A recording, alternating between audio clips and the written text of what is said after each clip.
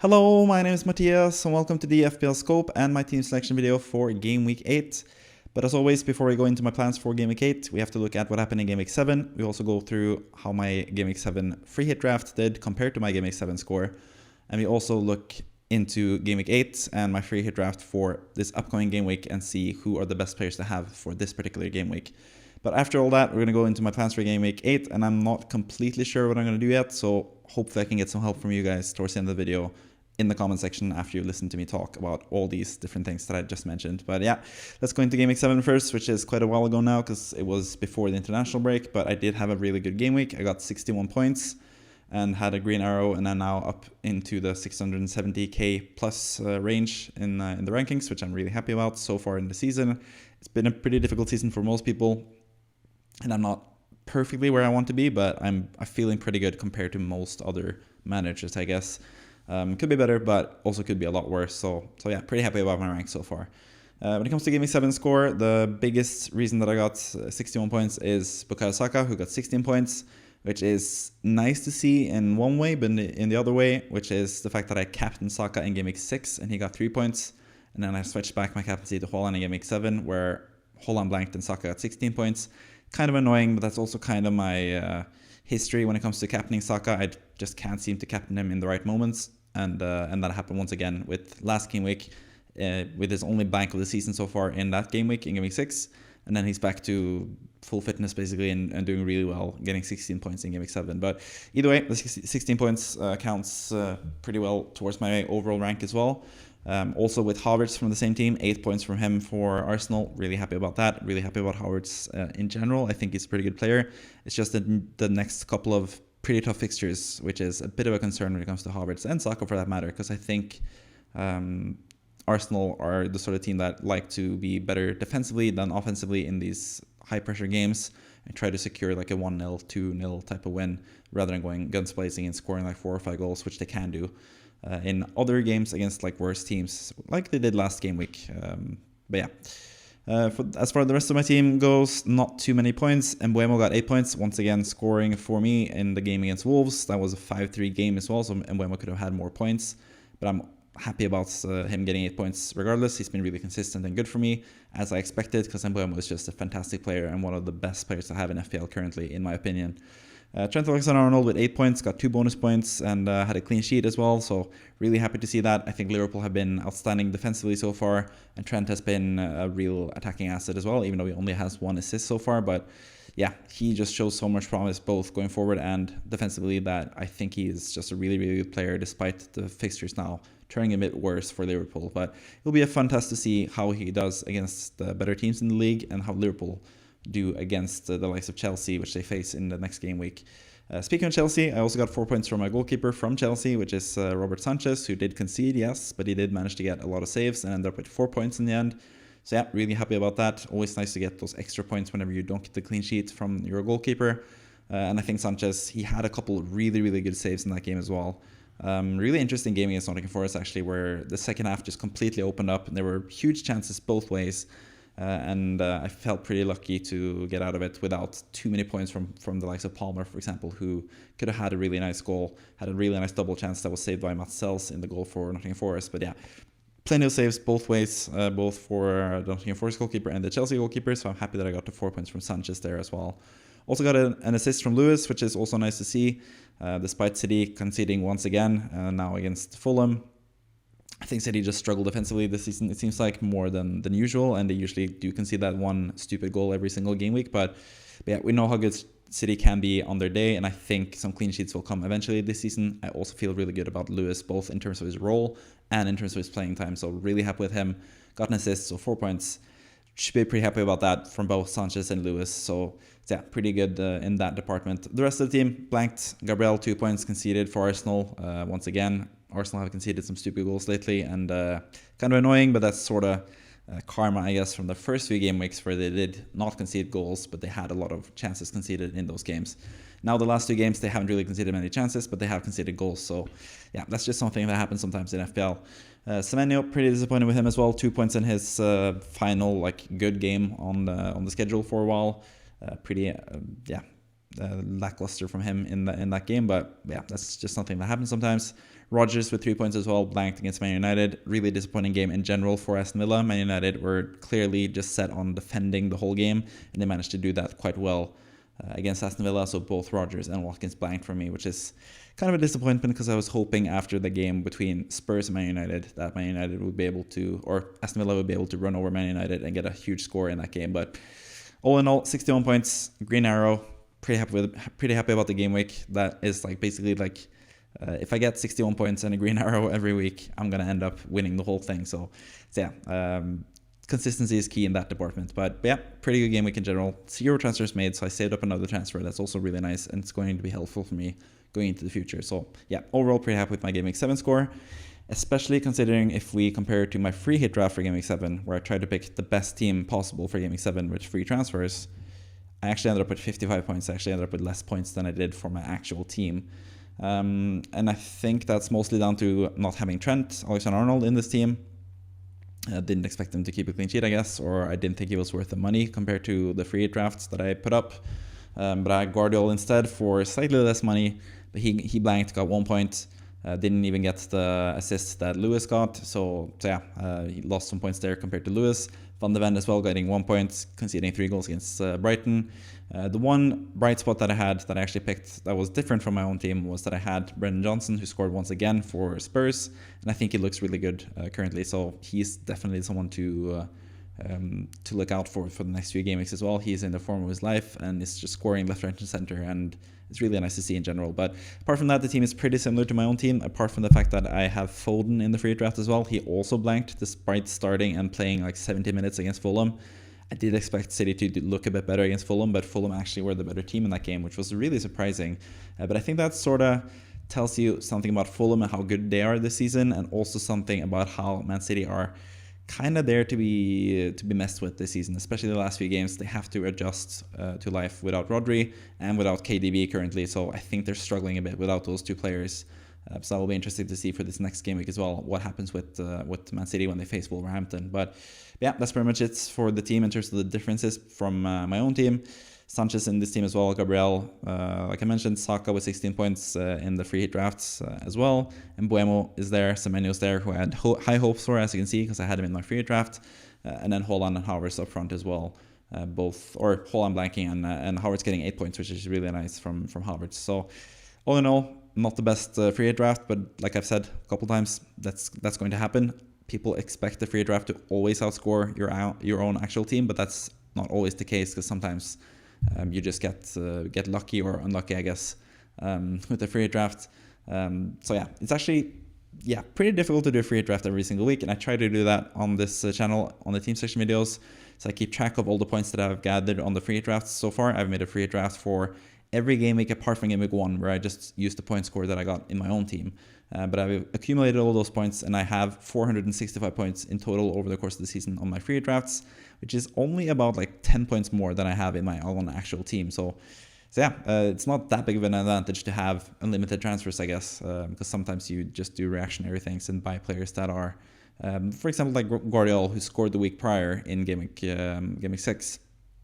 Compared to Lewis. So I felt like I needed to have Guardiola, but then Lewis was the one to score points this time around. So yeah, you can get like fooled by stuff like that. So yeah, it's not always as easy as it looks to bring out a perfect score from a free hit draft. So yeah, that's just a warning to anyone planning to use the free hit chip in the future as well. It's pretty difficult to do like if you're doing it just in a normal game week, it's really tough to beat the actual score of your own team, because yeah, usually you want to use your free hit either in a blank game week or in a double game week, where you can actually gain some advantages from using the chip. So yeah, I don't advise anyone of you to use the free hit chip in single game weeks like these, and there are less and less blanks in double game weeks this season. But yeah, it's a pretty tough thing to do. So I don't think that the free hit chip is that valuable if you can't use it in a blank or a double. But yeah, it could come good, especially in Game Week 38. It's also a pretty nice possibility to use it this season if you don't find a room for it in a blank or a double game week. But yeah, we'll see what happens for the rest of the season. But either way, my free hit overall rank so far is 347k, so a little bit better than my overall rank, but it's going to be interesting to see how that develops over the course of the season. But let's take a look at my Game Week 8 Free Hit Draft as well, because I'm going to do this every week. Like I said, I'm going to do a Free Hit Draft to present to you the players that I think are the best players to have for that particular game week.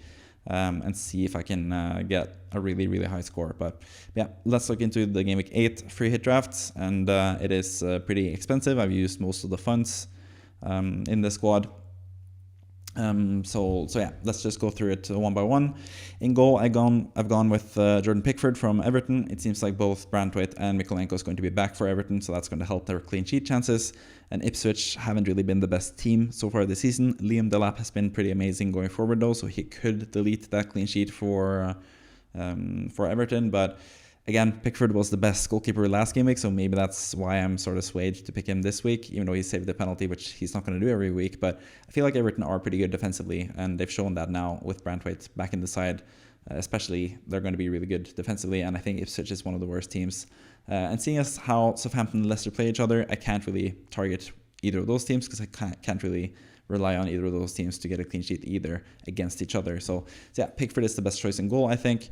In defense, gone with Lewis this time. I think he's going to start most games for Man City, and I think he's in a pretty advanced role. And for his price, I think he's just too good to ignore, basically. So yeah, he's my guy in defense. Also, Gabriel, he's also pretty much a mainstay, especially when the fixtures are as good as they are. Bournemouth away is kind of a tricky fixture, but any fixture is pretty good for Arsenal's defense, I think, because they can keep clean sheets in really tough matches, as they've shown in the past. And Gabriel is also a threat from set pieces as well, so I just really like him in any free drafts, basically. I think he's a really good player to have in general. I've also picked Willa Aina, who I think has a decent chance of getting a clean sheet against Crystal Palace. I think he has decent bonus points potential as well if Nottingham Forest keep a clean sheet, so hoping that he does the business for Nottingham Forest this week. I think I did consider having Mykolenko there as well, but I think the double up on Everton is a bit too scary, seeing as they are playing away from Ipswich. So yeah, just sticking to only Pickford as the one Everton defender or defensive player in this team. In midfield, once again, I go with Bukayo Saka. I think he's still pretty damn good when he plays the lesser teams, especially. And with Ødegaard out for Arsenal, he is going to be like the hub in terms of creativity for Arsenal as well. Saka is, so I think he's a pretty good player to have this game week. I've also gone with a controversial decision and gone with Bruno Fernandes this game week. I usually ridicule people that pick Bruno Fernandes, especially long term. But for this game week, I couldn't really find any like major standout picks, seeing as Chelsea and Liverpool face each other and there are no like standout City players. Maybe this is the week where Foden finally explodes and does really well. But yeah, I'm just going with Fernandes. I think Brentford at home should be a decent game. They conceded 3 goals against Wolverhampton. And they can concede against Man United as well, even though Man United are in quite a bit of a difficult situation currently. But yeah, just going with Bruno Fernandes as sort of a punt. And the same could be said about Jared Bowen as well, playing Spurs away. But we saw Spurs now against Brighton that they can concede against anyone. They conceded 3 goals against Brighton. And I think West Ham also showed in the match against Ipswich that they are figuring some stuff out offensively, and Bowen is the focal point of that attack. So I think he has a decent chance of doing well against Spurs, and I just wanted to go with someone a bit differential in midfield who is sort of like, he's always been sort of like a cult hero FPL pick that has been good in parts, and we know how good of a player Bowen is. He is a really high quality player who could get a lot of points in a game that is typically pretty high scoring, which is what I've gone for in this draft, as you'll see with the 2 Spurs players that I have as well. And Mbeumo, I think, has just been so consistent lately, and Man United have been pretty poor lately, and I think Man United at Old Trafford will be, they have to be more offensive than they were away to Aston Villa last game week. So I think there's actually a better fixture for Mbeumo than what the game was for Watkins last week, potentially. So yeah, I think that's a pretty good game for Mbeumo. Man United away. Man United will have to attack, and especially after last game, yes, they were happy to get a point against Aston Villa, but a lot of people were critical of Man United and how bad they were offensively. So they're going to have to show some stuff offensively, and that leaves them sort of easy to do counterattack against. And I think that's going to be going pretty well for Mbeumo, who I think is just a tremendous player to have in FPL currently. The same can be said for Brendan Johnson, who I really like. He plays against West Ham, and West Ham have been pretty bad defensively this season. But lately, the last 2 games especially, West Ham have looked a bit better defensively, so I'm still a bit unsure about the double up with Johnson and Solanke. We'll get into that more when it comes to my team as well. But I quite like Johnson. He's just in super good form, so I just have to back him for the free hit draft. West Ham at home as well should be a decent match. Like if you look at how West Ham matches have gone so far this season, especially against the bigger teams. West Ham have really struggled so far under Julian Lopetegui. So there could easily be a lot of goals for Spurs in that game. Up front, also have Solanke in that game between Spurs and West Ham. Not too enthused about the Spurs double up in that match, but yeah, I think Solanke also has a case to be made for being a really good striker. Don't really know quite yet if Son is going to be back available. Ange Postecoglou did say that he is probably going to be back for this game, most likely. So that could affect Solanke in many ways. Maybe it makes him a better asset. Maybe it makes him like sort of, because Son is more of a playmaker sort of type now. So maybe it means that Solanke plays more as a striker compared to what he did against Brighton when he was more of a facilitator. But it also removes the potential of penalties for Solanke. But again, Spurs don't really get that many penalties, so I don't really think that's that big of an issue either. But yeah, going with Solanke and Johnson, but I'm not too confident about it. I'm kind of curious what you guys think as well. Is that a good double up, or is it just a bit too much? But I don't know. I think most people, more than me, because I'm a West Ham fan, like I usually say, I'm a bit biased when it comes to West Ham, but I think the last 2 games with Todibo in defense for West Ham, they look a lot better defensively. So I think the double up on Spurs is a bit ambitious, but at the same time, it is at home and it is a game that is usually high scoring. So I could easily see like a 3-3, 2-2 type of game there. So yeah, that'll be interesting to see. And then finally, we have Haaland as the striker, as the captain, and I think he's pretty much the best captaincy choice by far this game week. He has scored a lot of goals against Wolves in the past. He has a game where he had 4 goals against Wolves last season, had 3 goals against Wolves in his debut season as well, and he's also had another game where he scored a goal. But those 2 games where he had hat-tricks and the one game where he had 4 goals are both at home against Wolves, so maybe that's going to put you off a little bit. That puts me off thinking about the triple captaincy chip at least. But I still think Haaland is the best captaincy choice by quite a distance this week. Maybe Salah has something to say about that, but I couldn't afford him in the squad. I did think about potentially downgrading Bowen to Dibbling and upgrading Bowen or Fernandes to Salah, but then I would also have to downgrade Solanke to a pretty cheap attacker as well. But that is something you can do potentially if you really want Salah in the squad. You can get someone like Liam Delap, for example, have Salah and have Dibbling in midfield instead.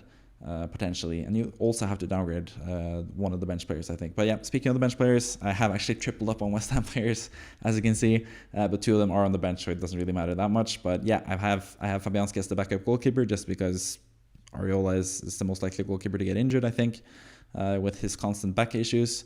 As the first sub, I have Mikel Antonio, fresh off of his 18 points last game week. I think Antonio is kind of a sneakily underrated pick for his price. He's only 5.4 now.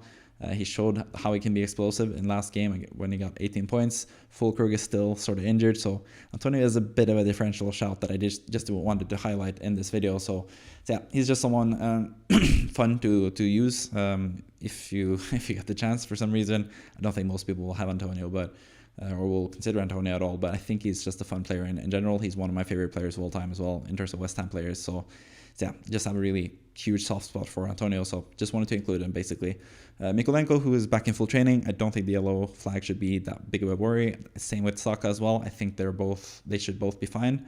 So I think Mikolenko is a pretty good pick, but seeing as I have Pickford already in goal, I'm going to bench Mikolenko this time. And I also have Jacob Greaves in that same match against Everton. I think that could easily be a 0-0 match as well. So yeah, Greaves is a decent backup defender for 4.0 basically. But yeah, that's pretty much it for the free draft in Game Week 8. In terms of the best differentials, I have, I guess, Lewis, if he is considered differential still in defense, or potentially Pickford. And then in midfield, I'm going to go out on a limb and pick Bruno Fernandes, I guess, as my favorite differential this game week. Bit of a controversial pick, I guess. And then in the attack, it's probably going to be Solanke, who's my favorite differential. But yeah, that's pretty much it for the free draft for Game Week 8. Let's see how it does compared to my own team in Game Week 8. And let's see what I'm going to do with my own team in Game Week 8, because I still don't really know yet. And I'm still going to use probably Friday and most likely Saturday as well to determine what to do. But yeah, let's take a look into my team for Game Week 8. So yeah, this is my current team, and immediately you see one of the big issues in goal there with Sanchez playing Liverpool away. Not the ideal fixture to have for your goalkeeper, but again, it's the goalkeeper. It doesn't really matter that much. He can get a lot of saves all of a sudden. Could potentially get a penalty save. possibly, I don't know. But yeah, don't really worry too much about goalkeepers because they are just in there for the long term, and Sanchez has proven so far this season that he is a pretty good goalkeeper in FPL. Trent, who I think is still a really good asset this week. I'm really curious to see that game between Chelsea and Liverpool at Anfield as well. So I think Trent has decent chances to get some points in that game. Already mentioned Gabriel and Lewis in the free hit section, so if you want to know about those guys, just watch that section that I just had now if you haven't already. If you fast forwarded to this section, you can go back and see my thoughts about those guys, but I feel really pretty confident about those guys as well. Same goes with Saka. Like I said just now as well, I think Saka is going to play most likely. He seems to be back fully fit as well, even though he is yellow flagged. Mbeumo, I think he's a great player this week. Like I just said, Man United away should be decent for chances for Brentford, and Mbeumo in such good form. Rodgers in midfield, not too confident about this, but I also am pretty confident in Rodgers as a player. But I think this is like the main thing for my team this week. How much do I value Aston Villa away to Fulham? I think that's going to be a tough game. That's my issue here. But it also depends a lot if Joachim Andersen is ready to play for Fulham or not. Because I think after he came into the side in around Game Week 3 or Game Week 4, Fulham have been really, really good defensively in the last few games.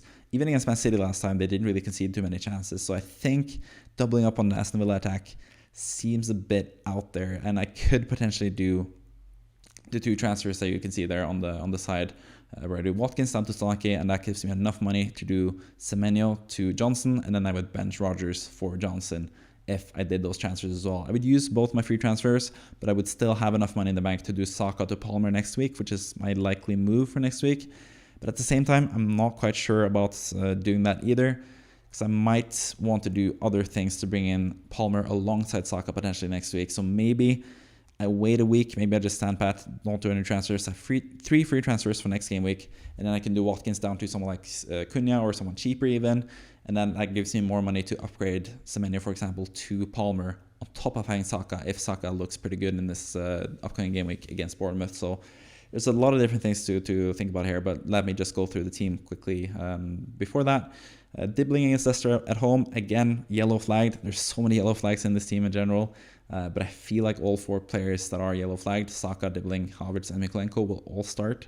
I feel like there are mostly international break injuries, but yeah, Dibbling is the interesting part as well. If I get any news about him being out, I'm more likely to do the double transfers, because then I can just bench Dibbling and I can still bench Semenyo and have then I would play Rodgers and Johnson and sell Semenyo for Johnson most likely, while doing the Watkins to Solanke move as well. So I could do that if Dibbling is out or if any of the other players is out. I think that will probably sway me more towards doing both the transfers, because I do really like the Spurs assets going forward. And if you watch my weekly wildcard draft video this week, I actually have both Solanke and Johnson in my team, and I also had both of those guys in the free hit draft as well. So most signs are pointing towards me going with both of those guys, but at the same time, I sort of want to remain flexible when it comes to the transfers. And I don't feel like the Watkins game is particularly... I don't know. It's really tough to gauge whether Watkins is someone that I should transfer out now or if I should keep him for one more game week. I think it comes down to what happens with Joachim Andersen, who wasn't part of the Danish squad in the Nations League. I'm going to have to see more injury news about him before I decide what to do with Watkins, because I think that's the main part for me when it comes to keeping Watkins or selling him most likely. But yeah, speaking of the forward line as well, Havertz, I feel like he has a decent chance to start and has a decent chance to score as well against Bournemouth away. I think that's a great fixture for Arsenal in general. And then Watkins, like I mentioned a couple of times now, really difficult to know what I'm going to do with him, but I still think he's a great striker, but maybe it's time to move on for Solanke. It seems on paper, at least, from what we know this season from Fulham and West Ham so far this season, it seems like a pretty no-brainer move to do Watkins to Solanke. So I might do that, and I also feel like Johnson is in good form. So yeah, talking through this on video, it seems pretty much like I'm going to do the double transfers, but going into the video I felt like I was going to stand pat, so I'm really confused about what to do. So please tell me in the comment section what you think I should do as well. Holland captain, did mention that in the free hit draft for Game Week 8 as well. I think he's the best captain's option this week. He has a good record against Wolves, and yeah, playing away from home is the only detriment to Holland, and his sort of lack of form and the lack of De Bruyne potentially is a couple of drawbacks with Holland, but I think there aren't any like standout captaincy picks. It's probably Saka, who's going to be my vice captain, and then maybe Mbeumo, someone that I would consider potentially as well as the potential captaincy choice. But yeah, for me, it's pretty simple to just go with Haaland. He could easily score a hat-trick in this game as well. So yeah, quite like him as captain. Fabianski on the bench, Semenyo on the bench as well. Playing against Arsenal at home, I don't think he will score. I don't think Bournemouth will score, but they could do. And if they do score, Semenyo's the most likely candidate, I guess. But I just don't feel too good about him. I might even put him second bench because I quite like Mykolenko's chances as well. So, but yeah, Mykolenko plays against Ipswich away. I think that's a decent fixture for him. I think he has slight attacking threat, not too much, but yeah, Everton have been pretty good defensively, and then Greaves as the final defender. So worst case scenario, worst case scenario would be all 4 players not playing, and then I would have only 10 players playing. But assuming at least one of these players play, I would have Semenyo and Greaves as my other options coming in for the injured players, and I think that's decent enough to not do any transfers potentially. But yeah, plenty of decisions to make here. Also just kind of comes down to what I want to do next week. Also have to figure out if I want to sell Saka or if I just want to keep him long term. But most likely I'm looking towards doing Saka to Palmer in Game Week 9, because I think Palmer is going to be a pretty nice player to have from Game Week 9 onwards when they play Newcastle at home, Man United away, I think. And then they have Arsenal, which is a tough game. But then for Game Week 12, they have really, really good fixtures. So that's the one I'm looking to bring in potentially, but not this week because they're obviously playing Liverpool at Anfield. So I don't think that's the best entry point for Palmer either. But yeah, that's pretty much it for my transfer plans. I have 2 free transfers. I want to keep building up the free transfers as much as I can. I sort of have a goal this season to not do a -4 this season because I think transfers are going to be pretty valuable in general. Or saving up transfers could be valuable, but at the same time, this is the classic case of should I wait a week or should I just pounce on 2 pretty informed players in a pretty easy match now that I have the chance. Like, that's the big decision that I have this week. So yeah, please let me know down in the comments what you would do in my position. Do you think I should use 2 transfers? I think it's pretty it's a pretty tempting option. We do have that action bias in us where we want to do changes. We want to do some stuff actively to feel like we're actually doing some productive stuff, but sometimes it's better to just leave it and just hope for the best and save transfers and save future flexibility. But yeah, it's a bit of a difficult decision for me this week. But in general, pretty happy about my team. Not the best, not the worst. I think it's a pretty difficult week to predict in many ways. Like you saw from my free hit team, I don't think the free hit team looks that good either. I just think it's a pretty awkward game week with some tough teams facing each other and some easy teams facing each other as well. So yeah, it's tough to pick teams in general for this game week, especially after an international break with so many doubts, with yellow flags and players traveling from long distances to come back and stuff. I don't have that issue with my team. I don't have any players from outside of Europe, I guess. So apart from Gabriel, but I think he should be fine as well playing in defense there. So yeah, that's pretty much it for the video. Thank you for watching, and I hope you enjoyed it. I hope you also are subscribed to the channel and are looking forward to more videos next week. But yeah, that's pretty much it for me. Thank you for watching, and goodbye.